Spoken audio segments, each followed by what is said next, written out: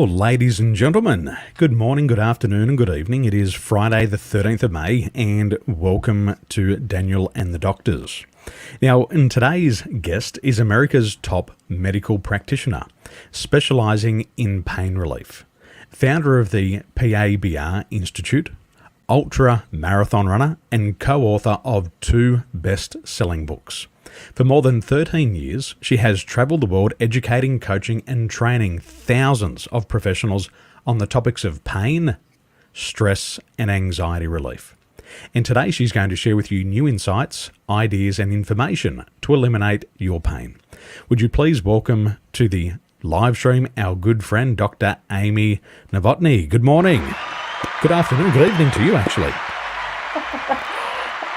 Thank you, Daniel. Thank you so much for having me on. It's such a pleasure to be here and to share with your audience. My pleasure. Well, when I see somebody who's an ultra marathon runner, I'm sweating and I haven't even left the house yet. How did you get into the ultra marathon running? Well, I just graduated from grad school and I had a little bit of time in the mornings and I didn't really know what to do. So I decided to get on a treadmill and start running and walking and eventually got to 6 miles. And then I said, let's try a half marathon. And then a few months later, I tried a full marathon. And then I said, well, why not go further? And so I just jumped into, I think it was like 2 or 3 years later, I jumped into my first ultra at a 50K. And then at the end of the year, I decided to do a 24-hour race and see if I could make it to 100 miles. And I made it in less than 24 hours. So there I went on my journey. Wow. So 24 hours meaning consecutive, or is there breaks in between? You have 24 hours and you just see how far you go. And for me, I had just completed an Ironman triathlon 5 weeks prior. So I was trained to do stuff for a long period of time. So I said, well, I haven't run a long distance more than 26 miles in about a year, but let me see what I can do in 24 hours. And so of the 24 hours, I ran 100 miles in 22 hours and 37 minutes. And of that, I walked about 10 of the miles out of the 100. So, yeah, it was fun. Well, I know people who can binge watch Netflix for 24 hours and they don't break a sweat. But doing that sounds incredibly hard. Also incredibly hard on the mind, but also the body. What did your body go through during that 24-hour period? It goes through a lot, and I tell people, if you want to know what it feels like to live your entire life in a short period of time, go run 100 miles. It's like you're born and you're excited about the world, you're checking everything out, what's going on. Then you feel great, you kind of feel maybe a little ill, you feel sick, you hate the world, you want to kill yourself, you want to kill everyone around you, you love everyone around you. And you really want to sleep. You have all the bowel issues, and then you cross the finish line, and you love life again, and you want to sign up for your next race. And you literally go through a whole life period where you have pain, you feel great, you're elated, every emotion you can imagine. And I say it's really living a lifetime in 24 hours. Well, I feel guilty because I got my active wear on today and I haven't left the house. I've got the Nike shirt on. I should be running the marathon, but I'm I'm in the office. Wow, that's incredible. I was a former Australian champion athlete, and for many years we had trained. I started water skiing at age 5, and then it only took me 21 years to become an Australian champion. And some of the things that I had to go through personally was I had 2 knee reconstructive surgeries, broken bones, broken nose, torn ligaments, stretched ligaments, cracked ribs. And there was always an element of pain. And it wasn't just for me at a competitive level, it was also for our friends who were riding just at a social level. So we had friends who were professionals, they had businesses, and they liked to do the sport of wakeboarding for fun. But they also found that they were in pain. So what is it that you're doing to help your community? How are you impacting lives in your community? So one of the things is I approach pain quite differently from kind of traditional medicine. And especially if it's orthopedic pain. We're not talking maybe like a cancer or something else that's kind of a disease process in the body, but more the orthopedic. When we look at pain and we think of it as a signal from the body to the brain that something is out of position, that gives you a whole host of opportunities to fix what's going on. And so I take it from a nervous system approach. Our skeletal structure is set a certain way based on the muscles that put it there. The muscles are behaving based on the nervous system, giving them instructions to hold the bones and the tissues a certain way. So if we want to change the pain over here on our bony structure, then we need to change the nervous system so the muscles behave differently, so the bones are held differently. And so if we approach pain that way, we can start to shift the way we think about it. So for instance, like you had some knee reconstructions. Let's say you developed front of the knee pain when you're doing your sport. Oh, yes. Yes, many times. Sure, common, right? So if we look at it instead of, okay, you have knee pain on the front of your knee. Many runners do, many athletes do. What if we look at instead that your knee and the joints that make up your knee, your thigh bone, your tibia, your fibula, what if they're not in the correct position and your muscles are pulling and causing rubbing on those areas? It's inflaming. Now you have a space issue. But what if we change the way you position your ribs, the way you relax your back and allow your pelvis to go into neutral? Now all of a sudden your weight is going to shift differently on your body. You don't feel pain because now you regain space again. And it has to do with your nervous system and how your nervous system holds your rib cage, which also impacts your breathing, mechanics of your breathing. And so you can get people out of pain in a much different way that changes their internal wiring instead of applying something external, like stretching or strengthening or some kind of needling or a surgery or a medication or a massage. Those are all external processes that do help people, and many people like to choose those, and that's completely fine. But what if you're a type of person who wants to change themselves internally so you can feel the muscles release on the bones, you feel the bones go back into position, now you can run pain-free again or do whatever you want pain-free again. And that's how you can get people out of joint replacements, out of neck surgeries, back disc herniations, rotator cuff tear surgeries, ACL surgeries, all of those, is you shift to a nervous system approach where you calm down the nervous system, the bones go back into position. I've had a hip problem for 41 years. And so it's been with me my whole life. And it has taken so long to heal. And I've tried many things. And it wasn't until this year that I actually learned how to squat correctly. And my personal trainer showed me how to squat correctly. So I'd been making that mistake my whole life. And it's been 41 years to get this hip corrected, and I'm now pain-free. And I think what happened to me for many years, Amy, was you forget that you're in pain. You just live with that pain consistently. And then it's not until it goes away that sometimes you go, oh, I was actually in a lot of pain. And my dad, just last week, he went in for a, I don't have the correct name, but I think it was a hip replacement. So he's been through that, and incredible pain. And I was asking my mum about it, and she said, your father was walking around the farm, and he would drag his leg on some days. And he'd drag it along, and he'd climb up on the roof on the ladder, and he'd drag the leg up with him. And I think even for my father, he wasn't aware of how much pain he was in until really 3 weeks before the orthopedic surgeon said, you need to have a hip replacement. And so I think we don't look at a lot of preventative medications in today's society. Sometimes we say, well, when it's bad enough, then I'll go and see the doctor. I spoke to, who are the people who specialise in feet? What do we call those? A podiatrist. Podiatrist. Yes. I spoke to a podiatrist, and they said in Australia, you can go and see a podiatrist on Medicare when you're almost like, not the correct medical term, but when you're almost terminal, when you can't walk anymore. But before that, you've got to pay for it yourself. So a lot of people wait until they literally can't walk, and then it's almost irreversible. So for people who might be in pain, what are some of the signs and symptoms?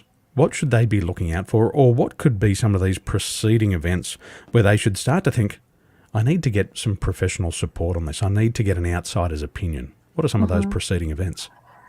So pain obviously being one of them. So many of us are trained that when you feel pain, you just wait it out. I would say when you start to feel pain, if it's lasting for more than a couple days, go get some help.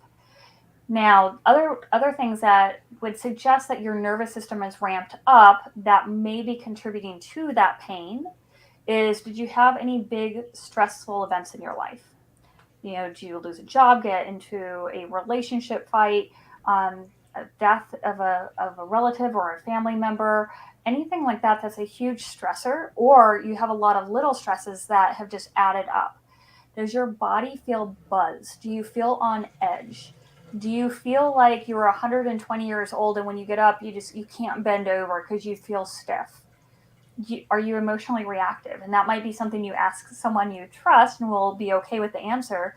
Because if you are emotionally reactive, that's another sign that you're ramped up. Is your mind racing that it doesn't allow you to calm down and sleep at night? These are all different things that tell us that your nervous system is too ramped up, you're too high on that scale, and it is likely affecting how your muscles perform and behave on your body and can contribute often to all of the pain. It can literally be all of the pain. Like your father, who just had the hip replacement. If he learned throughout his life when he was younger to calm himself down and release his body every single day, release all of those stressors and the physiological effects of those stressors, highly likely he would have a different experience right now, and his body would not have been in a guarded position that led to the stiffness, being unable to move, that led to the need for the hip replacement. So. I see something very interesting there, Amy, is that a lot of people are waiting for something physical occur. I haven't had an accident. I haven't broken something. I haven't rolled over in a car. And I think a lot of people can't see the emotional connection. And it's like with my father, he's very aware of himself when he's on the farm and the jobs that he's doing. But when it comes to that emotional awareness, the emotional intelligence, he's not aware of those preceding psychological or emotional events. So it's significantly outside of his awareness. And what I've learned about my father's experience is that even when he goes and sees his specialist, they'll ask, Mr. Tolson, where's the pain? Now, he had a back surgery about 4 years ago, and he'd say, the pain's in my ankle. Yeah. And they'd say, but you're coming in for your back. And he'd say, yes, my ankle's sore. And even after the operation, they said, what's sore, Mr. Tolson? He said, my ankle. So he was even finding it challenging to identify the difference between his referred pain and where they had the operation. So my father, many years ago, he should have done something that preceded the operation. What are some of the risks of inaction? If people leave this pain for too long, what are some of the impacts on the nervous system? What are the impacts on the mind, the body, and maybe even the spirit? So when you start to have pain, it triggers a whole cascade of reactions. Immediately, your nervous system starts to go into a guarded protective mode. Muscles surrounding that painful area guard, so you are no longer moving in a relaxed, free-flowing manner. As soon as you have that physical pain and your body structure changes positions, that now elevates you on that fight or flight nervous system scale. And what happens then is your body is in an elevated state, and then everything else that around you is now perceived at a greater stressor or danger, and you're at a higher alert. So something that may be mentally challenging for you previous to that pain now is even more of an irritant. And that can affect your mind, your ability to focus, your ability to hold attention, your ability to be creative or be imaginative. Eventually, you're pretty much all of your executive functions as well. So it starts to impact that, as well as your spirit. A lot of people, when they have pain and they can't figure out how to get rid of it, their spirit drops. They start to lose hope. They start to decrease their belief in whatever higher being or whatever they believe in, because they can think, well, I should be saved. I should be helped. Why is this me? And so you start to see this degradation in all aspects of life. Intellectual, people stop wanting to learn. They become less curious because all they can think about is this pain that's nagging at them. And then eventually the sleep gets disrupted. And when your sleep gets disrupted, your ability to heal goes down, your nervous system can't relax and let go, your ability to process your day's event, to integrate your day's events, all of that drops down. And I beg people, when you do have pain, do not give up hope. Find someone to guide you out of it. There are so many talented, amazing medical and health and wellness professionals out there in the world. Do not give up hope. Go beyond the pill and the surgery. Go beyond the injection. Go just look beyond that, because there are many different people that just do fascinating things who look at your body and everything just a little bit differently. I think the hope part there, Amy, is so important, and we've got to make sure that we're asking the right people for the right advice. We live in a culture today where Uber drivers are selling Bitcoin to you. You wouldn't go to your local dentist and ask for marketing advice. You wouldn't go to the local mechanic and ask for building advice. But this is what we tend to do. We tend to ask the wrong people for advice, and they're trying to be nice and they give us their opinion, but we apply their opinion and we don't get the result. And eventually, because we've asked the wrong people, we end up disappointed. We say, well, this just doesn't work for me. So for my followers, I encourage you that if you have a particular problem, go to the specialist in this area. You're not going to ask the podiatrist on oral health advice. So if it comes to pain, you've got to reach out to somebody like Dr. Amy.